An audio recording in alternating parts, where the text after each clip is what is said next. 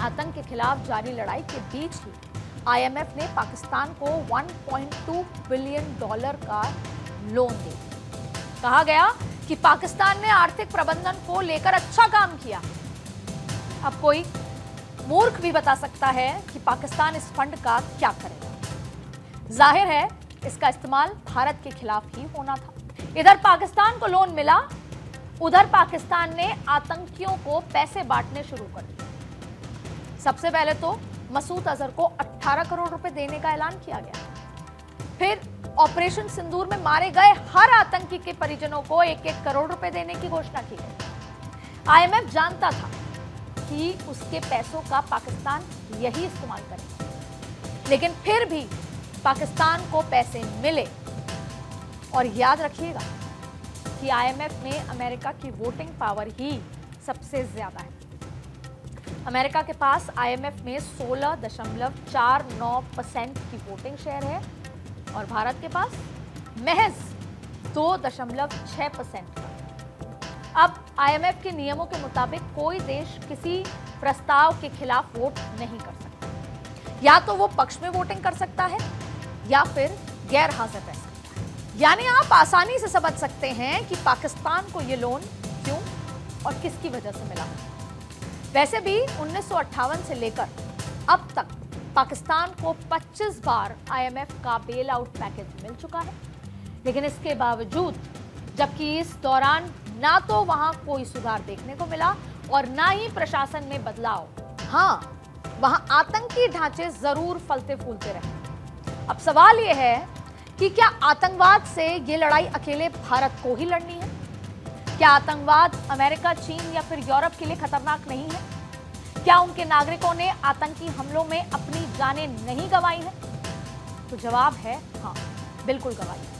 तो फिर क्या दुनिया को एक और 9/11 का इंतजार है? क्या बीजिंग में धमाके के बाद चीन ये समझेगा कि आतंक से यारी कितनी भारी पड़ेगी? क्या अंकारा में आतंक की कोई हिमाकत अर्दोगन को यह बताएगी कि आतंकियों से ब्रदरहुड की क्या कीमत चुकानी पड़ती है? जहां तक भारत का सवाल है, उसे किसी की जरूरत नहीं। हम 140 करोड़ से ज्यादा लोग भारत के लिए बाजार भी हैं और भारत का गुमान भी। दुनिया हमसे चलती है, हम अमेरिका की इकोनॉमी चलाते हैं। चीन के लिए भी हम बाजार हैं और तुर्की भी हमारे बाजार की अनदेखी नहीं कर सकता। तो कोई हमें ट्रेड की धमकी तो ना ही दे, क्योंकि हम ट्रेड और टेरर में फर्क समझते हैं।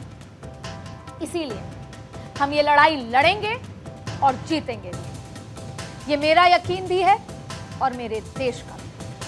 यहां बेशक डिप्लोमेसी की टेबल पर हमें आज ये सोचने की जरूरत है कि क्योंकि हम अकेले रह गए, क्या दुनिया में हमें सिर्फ बाजार की नजर से ही देख रही है? तो हम ढूंढेंगे अपने सच्चे दोस्त, जो मुश्किल वक्त में हमारे साथ खड़े हों, ना कि हमें ट्रेड की धमकी दें। तो इस लड़ाई में हमने अपना पाला चुन लिया है कि हम किधर हैं।